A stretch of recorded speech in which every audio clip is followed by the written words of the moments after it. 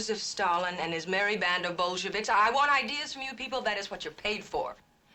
Well, and by the way, the next time I send an audience research report around, you'd all better read it or I'll sack the fucking lot of you. Is that clear? I'll be out on the coast in 4 weeks. Can you set up a meeting with Lorraine Hobbs for me? Sure. But the business of management is management. And at the time CCA took control, the UBS TV network was foundering with less than 7% of national television revenues. Most network programs being sold at station rates.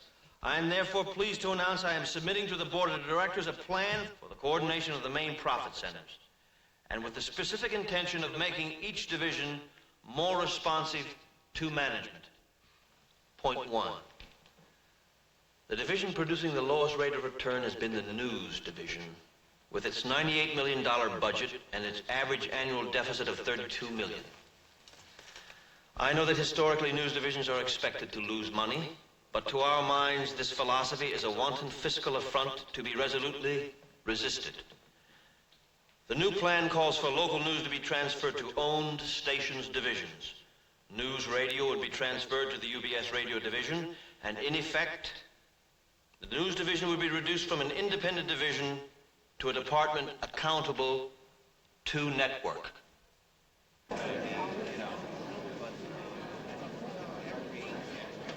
What was that all about, Ed?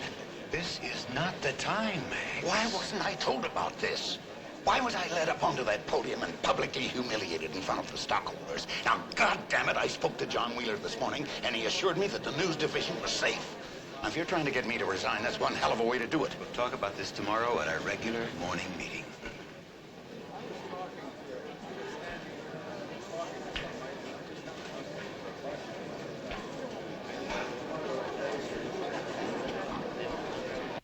Roll VTA.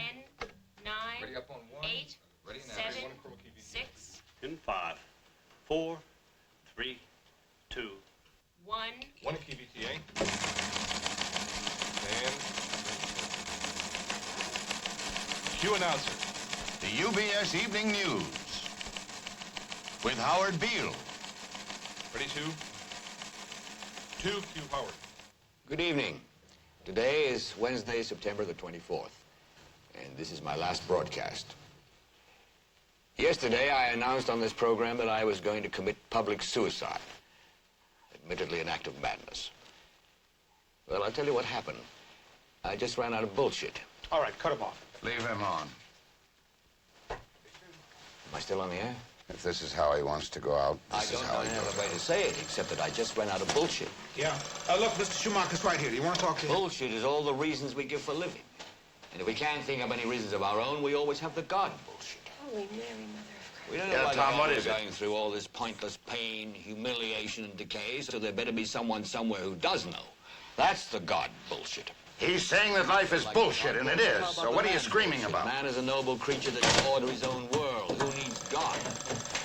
Well, if there's anybody out there that can look around this demented slaughterhouse of a world we live in and tell me that man is a noble creature, believe me, that man is full of bullshit.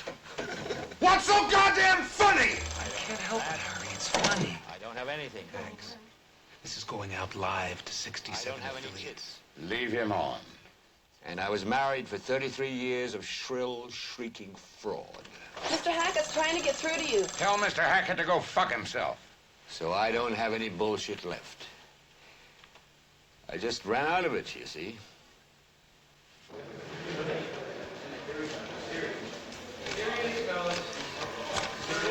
Mr. Ruddy, we have just one statement for the question. Sorry, I don't have all the information yet. Mr. Ruddy, one question. Mr. Ruddy, if we could just have one statement about Mr. Beale.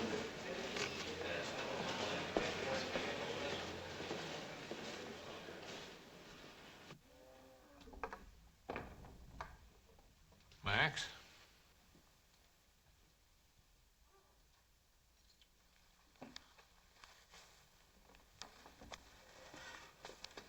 I'll want to see Mr. Beale after this.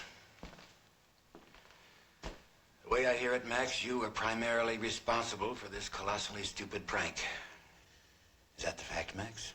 That's the fact. It was unconscionable. There doesn't seem to be anything more to say. I have something to say, Ed. I want to know why that whole debasement of the news division announced at the stockholders' meeting this afternoon was kept secret from me. You and I go back 20 years, Ed. I took this job with your personal assurance that you'd back my autonomy against any encroachment. But ever since CCA acquired control of UBS Systems 10 months ago, Hackett's been taking over everything. Now, who the hell is running this network? You or some conglomerate called CCA? I mean, you're president of the systems group, and Hackett's nothing but a hatchet man for CCA. Nelson here, president of a network, and he hasn't a damn thing to say about anything anymore. I told you at the stockholders' meeting, Max, that we would discuss all that at our regular meeting tomorrow morning. If you had been patient, I would have explained that I, too, thought Frank Hackett precipitate, and that the reorganization of the news division would not be executed until everyone, specifically you, Max, had been consulted and satisfied. Instead, you sulked off like a child and engaged this network in a shocking and disgraceful episode. Your position is no longer tenable, regardless of how management is restructured. I will expect your resignation at 10 o'clock tomorrow morning, and we will coordinate our statements to the least detriment of everyone.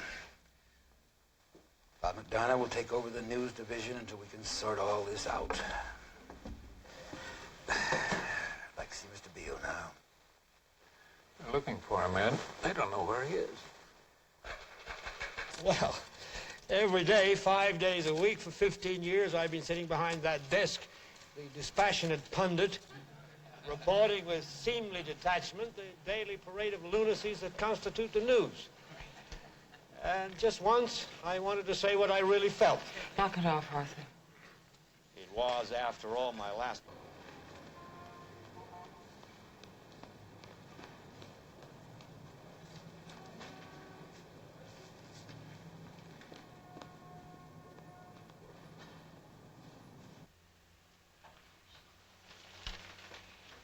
The overnight ratings come in yet? They're on your desk. Have you still got yesterday's overnights around? Shall I bring them in? Yeah.